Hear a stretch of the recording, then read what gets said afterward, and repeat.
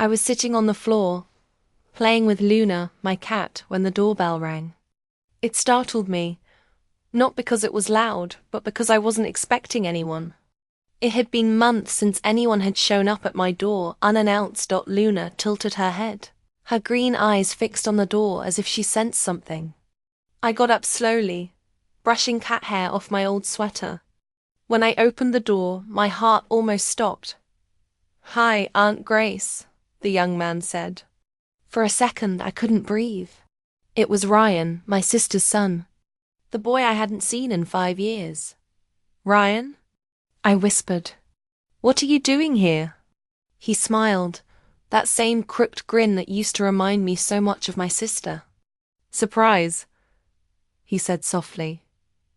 I didn't know where else to go.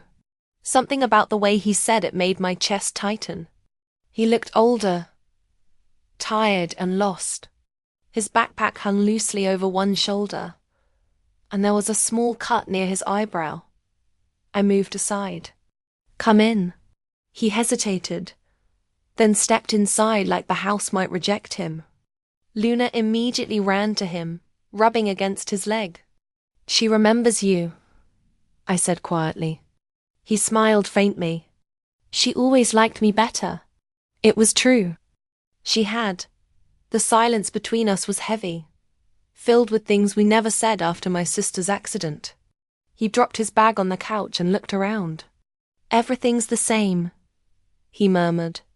"Even the old clock." I nodded. "Some things don't change. But others do," I thought. "Some things break quietly and never go back to how they were." I made tea while he sat by the window, staring out at the fading sky. He didn't talk much, but I didn't push him. When I placed the cup in front of him, he finally said, "I didn't plan to come here. I just got in my car and drove." "Something happened?" I asked. He took a deep breath. "It's about Mom." My hands froze on the edge of the table. "What about her?" He looked up at me, his eyes filled with something I couldn't read. Fear, maybe. Or guilt. "I found something," he said. "Something she wrote before the accident." My heart began to pound. "A letter?" He nodded slowly. "She left it for you. But I only found it last week." I sank into the chair across from him. My sister Anna, my best friend, had been gone for years. We'd never talked about what happened that night. There were too many unanswered questions, too much silence. Ryan reached into his jacket and pulled out a folded piece of paper. The edges were yellowed, the handwriting faint but familiar. "She wrote your name on it," he said. "I think she wanted you to know something." I took the letter, my fingers trembling. For years, I'd imagined what she might have said if we'd had one last conversation. Now the words were right here in my hand, heavy as stone. Ryan looked at me carefully. "I haven't read it. I thought you should be the one." I nodded, my throat dry. "Thank you," I whispered. The room felt smaller suddenly. The clock ticked louder. Luna jumped onto the table, her tail brushing against the letter like a sign. I smiled weakly. "She approves." Ryan chuckled under his breath. Then the laughter faded, replaced by a quiet tension neither of us knew how to fill. I stared at the folded paper, afraid to open it, afraid of what it might change. Finally, I said, "Do you want to stay here tonight?" He hesitated. "If it's okay, of course." He smiled with that same warmth he had as a child, and for a brief moment I saw my sister in his eyes. The one who used to dance in my kitchen, who laughed too loudly, who promised she'd always be there. I looked down at the letter again. The words, "for Grace," stared back at me in her handwriting. I swallowed hard. "I'll read it tomorrow." Ryan nodded. "Okay." As he went to his room, Luna curled up beside the envelope. I reached for it, meaning to put it away safely, when I noticed something strange. A faint second line of writing beneath my name, almost hidden by time. I held it closer to the lamp. The ink was faded, but I could just make it out. It said, "Forgive me for what I never told you." The words hit like a wave. My hands trembled, my chest tightened.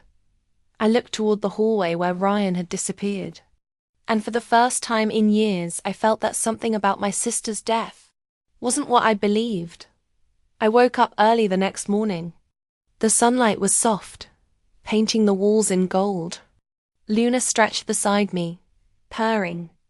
I glanced at the letter, still folded neatly on the table. I couldn't bring myself to open it yet. Instead, I watched Ryan from the doorway. He was in the kitchen, moving carefully, making toast. He hummed a tune I didn't recognize, but it was familiar in its comfort. Watching him, I remembered the first time I met him. He was barely 3. His tiny hand had reached for mine across the hospital bed. His eyes wide and curious. "Aunt Grace?" he had whispered. His voice was small, trembling. I had knelt down, brushing his soft hair from his forehead. "Yes, baby. I'm here. Always." From that moment, we had a connection that went deeper than words. He would follow me around the house, insisting on holding my hand when we walked to the park. He laughed at my jokes, even the bad ones. He cried when I cried. And I felt like I had been given a second chance at family after my sister's accident. Years passed, and our bond grew. We shared secrets no one else knew. He taught me how to play his favorite video games. I helped him with school projects late into the night. I remembered the summer we built a treehouse together. He had argued over the paint colors, insisting the roof be bright red. We had laughed until our cheeks hurt. But then, everything changed. The day he left for college, he barely said goodbye. A small argument had turned into silence. I thought he blamed me for insisting he stay focused on his studies. He thought I didn't trust him to make his own choices. Words were left unsaid. And just like that, distance grew, stretching wider each day. I shook the memory off, but it lingered like a shadow. Ryan came into the living room carrying 2 mugs of coffee. He handed me one, his fingers brushing mine for a brief second. "You remember the treehouse?" he asked, a soft smile on his face. "I do," I said, laughing lightly. "You were impossible about that roof." He laughed too, but it faded quickly. "I wish I hadn't left the way I did," he said. "I should have said more. I wanted to tell him I missed him every day, that the silence had been crushing, that the words felt heavy on my tongue. Instead, I nodded. "We can't change the past, Ryan, but we can fix now." He looked at me, searching, and I realized just how much he had grown in those years. The boy I remembered was still there, but he was stronger, quieter, thoughtful. He had carried the weight of unspoken words and kept moving forward. Later, I found myself sitting alone, the letter finally open in my hands.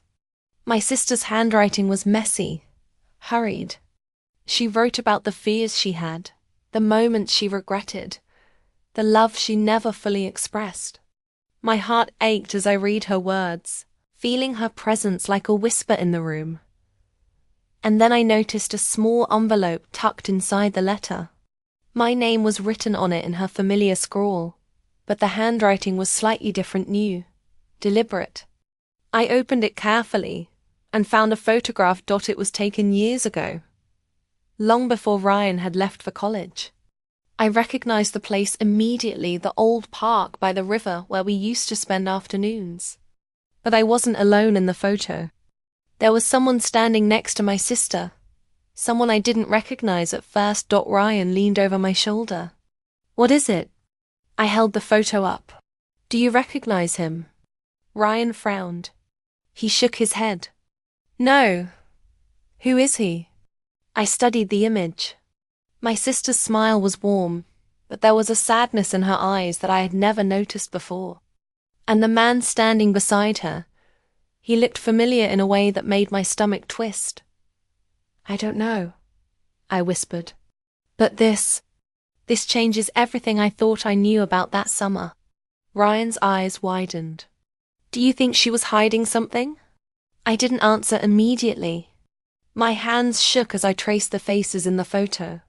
Somehow, the puzzle of our past was larger, more complicated than I had realized. Outside, Luna mewed softly, nudging my arm as if she knew I was on the edge of a new discovery. I looked up at Ryan. "We need to figure this out. Together." He nodded, a quiet determination in his eyes. "Whatever it is, we will." And just like that, the calm of the morning felt fragile, like it could shatter at any moment. Because for the first time in years, the past wasn't just memories. It was a secret waiting to be uncovered. The rain started suddenly, tapping against the windows like a drum. I had just settled on the couch with Luna in my lap when the knock came. Not at the front door this time, but at the back, the one that led to the garden. I froze. My heart skipped. "Grace." The voice was low, familiar, and impossible to forget. I set Luna down and opened the door. Standing there, soaked from the rain, was him, Daniel. My first love, the one I hadn't seen in nearly a decade. "Daniel." I breathed, barely recognizing him through the rain and the years. "I didn't expect," he started, then stopped. His eyes searched mine, hesitant, full of things unsaid. I stepped aside. "Come in, you're drenched." He stepped inside slowly, shaking off the water. Luna immediately rubbed against his legs, purring like she approved of this interruption. We stood in the living room, awkwardly silent. He looked older, more serious, but that same spark in his eyes was there. My chest tightened as memories crashed over me. Our first coffee together, late-night walks under city lights. The way he made me laugh when I thought I'd forgotten how. "I didn't know you lived here," he finally said. His voice was calm, but there was tension in it. "I've been here for years," I said softly. You never reached out." He flinched, as if my words hit him. "I tried. I really did. But everything got complicated." I frowned. "Complicated? That's all I got from you." 10 years of silence, and it was complicated. He ran a hand through his wet hair. "It wasn't that simple. I thought I was protecting you." "Protecting me?" My voice cracked slightly. "From what? From yourself? From me?" He looked down, shame flickering across his face. "I thought leaving would make it easier. For both of us." "You thought wrong," I whispered, and then the words I'd held back for years tumbled out. "I waited. I hoped. I believed you'd come back." Daniel's eyes softened. "I wanted to. Every single day." We both fell silent. Luna jumped onto the couch between us, her small body a bridge over the years of distance. "Why now?" I asked finally, my voice trembling. He glanced out the window at the rain. "I needed to see you. I had to know if you were okay. If you'd forgiven me." I swallowed hard. Forgiveness was a word I hadn't dared to say aloud, even in my thoughts. I don't know." His hand hovered near mine, then he pulled it back. Hesitation was written in every line of his body. The tension between us was thick, a quiet storm of what we'd lost and what we might still have. "I shouldn't have left," he admitted, his voice barely above a whisper. "I know I hurt you. And yet, here you are," I said, trying to steady my breath. "After all this time." Daniel's gaze met mine, unflinching. "I never stopped thinking about you. About us." The room felt smaller, charged with the weight of confession. The rain outside tapped faster, as if urging something forward. I could feel it too. The pull, the ache of a connection never truly broken. My chest tightened, my hands fidgeted. I don't know if we can go back, I said softly. Maybe we don't have to, he said. Maybe we just move forward. Start from now. Luna purred louder, pressing herself against our feet, as if insisting we listen to her wisdom. I looked at him, at the man who had haunted my dreams for years. His eyes searched mine, patient, full of hope, full of apology. The moment stretched, unspoken possibilities hanging between us. I began, then stopped. The words wouldn't come. The years, the silence, the missed moments, they pressed down on me like a weight. He reached out slowly, almost tentatively. Grace. And that one word full of longing, regret, and something I couldn't name pulled me closer to a choice. I wasn't sure I was ready to make. The rain fell harder now, drumming against the roof, as if echoing a storm in my chest. And in that quiet, tense moment, I realized the past wasn't gone. It was here, standing in my living room, waiting for an answer. The morning was quiet.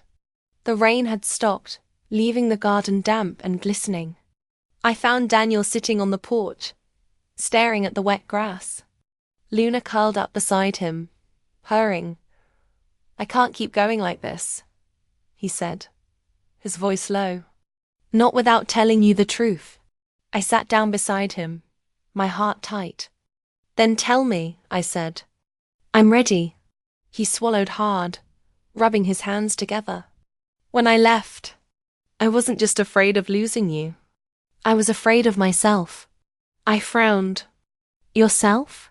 Yes, he said, looking at me finally. I had made mistakes. Big ones. Ones I thought you'd never forgive. I thought leaving was the only way to protect you. From me, from everything I'd done. I stayed quiet, letting him speak. Luna nudged my hand, her warmth grounding me. It wasn't just leaving, he continued. There was someone else. I promised I'd stay away because of her. I thought it was for the best. I never imagined the years would feel so empty without you. I blinked, stunned. Someone else? Who? He hesitated, pain in his eyes. It doesn't matter now. What matters is that I left you, and I was wrong.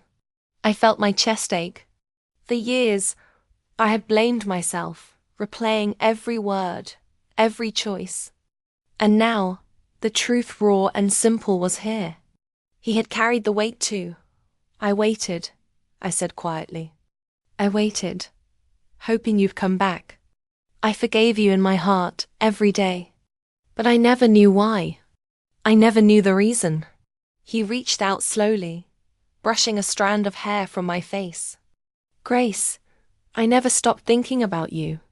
Not for a single day. The words landed softly, like a feather but heavy with meaning. I looked into his eyes and saw the man I had loved, the boy I had grown up with, and someone I could still trust with my heart. I don't know if we can start again, I admitted. The years, they changed everything. I don't know if I can pretend the past never happened. You don't have to pretend, he said. We just need to be honest. That's all. I nodded, my hands trembling slightly. Then tell me everything. No hiding. He took a deep breath. After I left, I thought I had no choice. I thought if I stayed, I would ruin everything we had. I thought, if I loved you from afar, it would be safer for both of us. The words were calm, but they shook me to my core. All those lonely nights, all those unanswered calls, all the quiet grief, it had been for nothing. Or maybe for this truth, finally spoken. I wish you had trusted me, I said softly. I would have waited. I would have understood. I never stopped loving you, Daniel. He looked down, guilt etched on his face. I know, I was selfish. A moment of silence passed. The only sound was Luna's purring and the soft rustle of leaves in the garden. I don't know what to do now, I said. Part of me wants to forgive you completely. Part of me is scared it's too late. He took my hand, holding it firmly but gently. It's never too late, he said. If you want it to be. I swallowed. My heart was torn between past pain and present longing, between fear and hope. Then he added, quietly, almost a whisper, I didn't come here to fight or beg. I came here to be honest, to see if you'd let me try. Again, I looked at him, seeing every regret, every longing, every hope reflected back at me. And I realized something I hadn't admitted before. I had never stopped hoping either. But just as I was about to speak, the phone rang. Daniel picked it up. His face changed instantly. His calm demeanor shattered, replaced with a look I hadn't seen before. Shock, worry, tension. Hello? He said, voice tight. I waited, but I could hear nothing from the other side. Then he hung up, pale. We have a problem. Something I didn't expect. Something from my past. It's here, now. I stared at him, heart pounding. What is it? He shook his head slowly. I don't know how to explain it yet, but it could change everything between us. The quiet truth we had just shared felt fragile, hanging in the air. And now, the past wasn't just past, it had followed him here. I looked at him, unsure whether to hold on or step back. And for the first time since he returned, I realized that our story was far from over. The house was quiet again, but this time it felt different. Heavy with unspoken truths, yes, but also lighter, like the air had finally been cleared. Daniel sat across from me at the kitchen table, his hands wrapped around a mug of tea. Luna purred on his lap, her tail brushing his arm. He looked tired but calm, the tension from yesterday gone. I couldn't stop thinking about what you said, I admitted. About honesty, about starting from now. He nodded. Neither could I. I kept replaying everything in my head, wondering if you'd forgive me. I already have, I said softly. I just needed to know the truth first. He looked at me then, his eyes searching, vulnerable. And now? Now. I paused, taking a deep breath. Now, I think we have a chance to be real with each other. Not perfect. Not like nothing ever happened. But real. He smiled. A slow, relieved smile, and I felt my chest unclench for the first time in years. The weight of unspoken words, of absence, of mistakes, began to lift. We spent the day together, sharing small moments. Luna chased a stray sunbeam across the living room. Daniel laughed when she leaped too high. We sipped tea by the window, watching the clouds roll past. Later, as the sun began to dip, he handed me a small envelope. I found this while cleaning the attic, he said. I took it, curious. My sister's handwriting was on it. My heart caught. Open it, he urged. Inside was a letter, folded carefully. I recognized my sister's words immediately, the familiar loop of her letters. I unfolded it slowly. Grace, if you are reading this, it means life moved faster than I expected. I need you to know that love never truly leaves us. Even when people make mistakes, even when time separates, it finds its way back. Protect your heart, but do not close it. Let love grow again, and it will guide you home. I felt tears prick my eyes. The words were simple, but they carried everything she had wanted to say. Daniel reached out and held my hand. She always believed we could find our way back. I nodded, my throat tight. I think she was right. The house felt warmer, brighter somehow. We sat in silence, letting Luna's quiet purring fill the space. Do you want to try? He asked, finally. Yes, I whispered. I do. And just like that, a weight I hadn't realized I was carrying lifted. The years, the silence, the misunderstandings, they weren't erased. That they no longer mattered. What mattered was this moment, this choice, this second chance. Later, as we stood on the porch watching the sunset, Daniel picked up a small rock from the garden. He held it out to me. For luck, he said, smiling. And for new beginnings. I took it, feeling the rough edges in my hand. It was a small thing, but it felt like everything. We watched the sky turn gold and pink, Luna curled at our feet. The quiet was no longer empty. It was full of hope, full of possibility. Before he left that evening, Daniel turned to me, his eyes soft. No matter what happens, Grace, thank you for trusting, for waiting, for letting me back in. I smiled, brushing a strand of hair from his face. No, thank you. For being honest, for staying, for never giving up. He leaned close, just for a moment, a gesture full of meaning without needing words. Then he left, the door closing softly behind him. I looked down at the letter again, folded neatly on the table, and a quiet thought settled in my heart. Love had survived. Through absence, through fear, through time, it had survived. And somewhere I knew my sister was smiling, whispering in the wind that we had finally found our way back. Luna nudged the letter with her nose, as if reminding me of something important. I picked it up one last time and held it close. The sun dipped below the horizon, painting the sky in deep shades of orange and violet dot, and in that quiet, golden moment I realized, some love never fades. It waits. It returns. And when it does, it changes everything.